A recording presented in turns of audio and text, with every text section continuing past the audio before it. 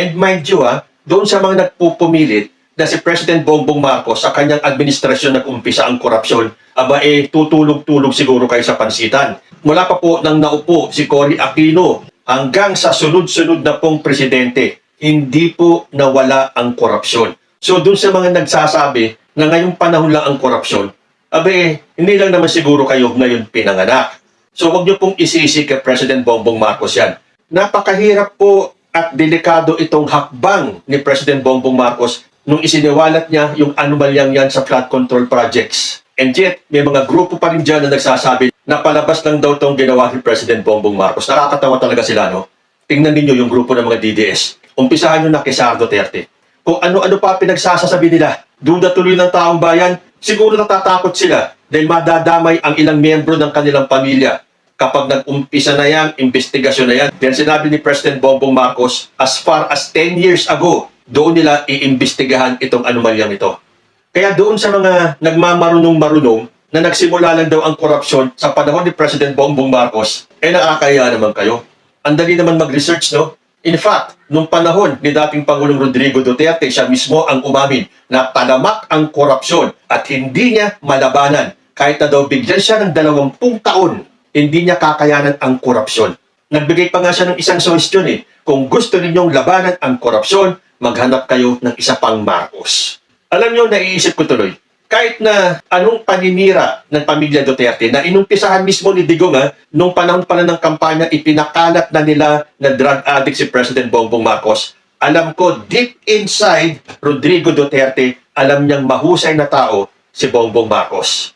Pero dahil kailangan niyang gawin yan for political survival ng pamilya niya, kailangan niyang ituloy-tuloy yung naratibo ng drug addict si President Bongbong Marcos. Kitang-kita naman po natin ang korupsyon nung itong si Sara Duterte ang head ng Department of Education. At kahit na dyan sa OVP, marami pong mga anomalyang lumalabas na ayaw naman ipaliwanag ni Sara Duterte tulad ng confidential funds. Hanggat hindi siya nagpapaliwanag tungkol dyan, hindi po maaalis sa isipan ng taong bayan na itong si Sara Duterte ay corrupt. Kaya nga kung makapagsalita si Sara na corrupt itong sila Martin Romualdez at Saldico, bakit kay Martin Romualdez lang nakasentro ang inyong panawagan? Sabi nyo, mag-resign si Martin Romualdez. Nung nag-resign, ang dami nyong kew-kew. Bakit nag-resign?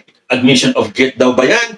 Bakit daw pinayagan mag-resign? Hindi na makakarap sa accountability. Yun ang fake news na pinapakalat ni Sara Duterte.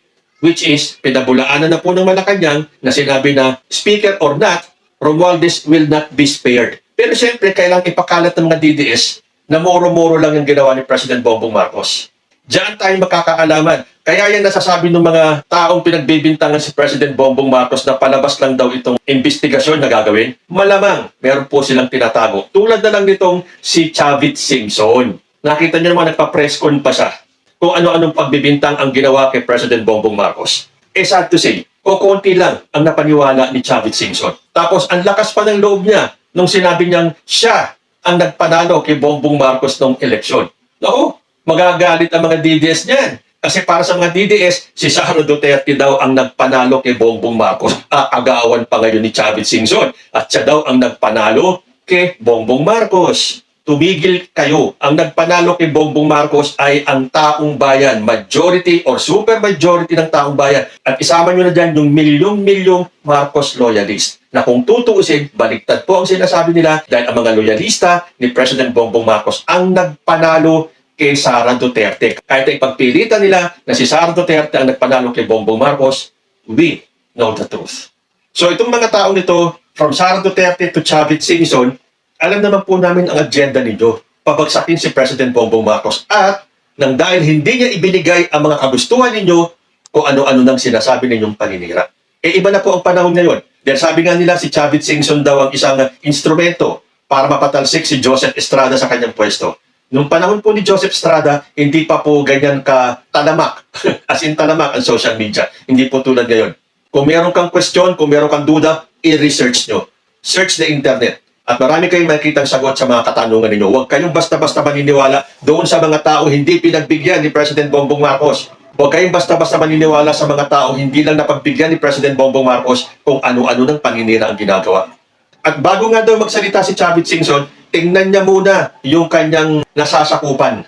Yung mga flood projects na yan, itinuturo niya na naman kay President Bongbong Marcos. Dapat daw umpisahan kay Bongbong Marcos at sa lugar nito ang investigasyon nitong itinatag ni Bongbong na investigative body. O di ba pare-pareho sila? Utak DDS. Kaya ngayon, ang Chavez Singson ipinagtatanggol na ang mga Duterte. Kaya nga sabi ni President Bongbong Marcos porque hindi lang napagbigyan ang kanilang mga gusto, inaatake na siya. At sinabi kasi ni Chavez Singson, nabasa ko sometime ago, na parang hindi na daw siya pinapansin at binibigyan ng halaga ni Bongbong Marcos after what he has done for him. Dahil tulad nga yan, siya daw ang nagpanalo kay Bongbong Marcos. So ngayon, hinikayat ni Chavez Singson na mag-aklas ang taong bayan. Kunyari pa siya in a peaceful way daw. Dahil sabi niya sa mga estudyante, huwag daw kayong pumasok sa inyong mga paaralan at magprotesta. Meron daw kasing taong nagsabi kay Chavez Singson, na Manong, you know the Marcoses, they will just use you. Hindi ako makapaniwala noon, totoo pala. Mukhang baliktad yata ito, Chavez Singson. Mukhang kayo ang gustong gumamit kay President Bongbong Marcos nung hindi kayo napagbigyan porque natulungan nyo nung panahon ng kampanya, babaliktad kayo. Bakit? Dahil yung tulong nyo pala ay may hinihinging kapalit. Hindi po ganyan si President Bongbong Marcos Kung hindi ba tama yung hinihingi niya bakit na kayo pagbibigyan? O baka naman talagang kaya kayo tumulong para yung mga anomalyang ginagawa ninyo ay magpatuloy. Para happy days pa rin kayo kahit na alam nyo may ginagawa kayong anomalya pero okay lang kasi kasanggan ninyo ang presidente. Na kahit na gumawa kayo ng anomalya ay okay lang kasi pagtatakpang kayo ng presidente natin. Hindi po ganyan yan. In fact, kahit na itong pagbibintang nila kay House Speaker Martin Romualdez, sinabi pa ni President Bongbong na kung magkataon na may mga kamag-anak siya, kaibigan siya, kaalyado siya, nakasangkot sa anomalyang ito, they will not be spared. Pero siyempre, ang mga DDS ayaw maniwala. Moro-moro lang daw yan. Palabas lang daw yan ni President Bongbong Marcos. Di maghintay kayo, palibhasa hindi nagawa ng tatay ninyo na labanan ng korupsyon. Ngayon may tumindig na presidente para isiwalat lahat ng korupsyon na to. Gagawan nyo pa rin ng kwento at ituturo kay Bongbong Marcos na siya ang mitya ng korupsyon. Mahiya-hiya naman kayo sa sarili ninyo. So yung nagsabi sa iyo, the Marcoses will just use you. Hindi kaya kayo kasi ang gustong gumamit kay President Bongbong Marcos. Lahatin mo na. Lahat ng bumaliktad na dating na kay President Bongbong Marcos, hindi lang napagbigyan sa kanilang kagustuhan, bumaliktad na. So ngayon kung ano-ano mga panawagan itong si Chavez Singson. Sabi pa ni Chavez Singson, hindi na aandar itong gobyernong ito. Palit. Nananawagan ako sa mga military, religious organizations, mga negosyante, sila ang magbuo ng bagong gobyerno. Mga matitino muna, including religious organizations, sa military and police. Sila ang mamuno muna. Hindi ba parang inciting to sedition na yan? Bakit hindi ikaw ang mamuno, Chavez Singson? Huwag ka na mag-utos ng iba. Pamunuan mo na. Ikaw na ang mag-umpisa. Sabihin mo na sumunod kayo sa akin. Ako ang mamumuno. Pangungunahan ko ang pagbagsak ni Bongbong Marcos. Inuutusan mo silang mag-aklas Pamunuan mo. Para kapag nagtagumpay sila, sino ang makikinabang? Si Sara Duterte.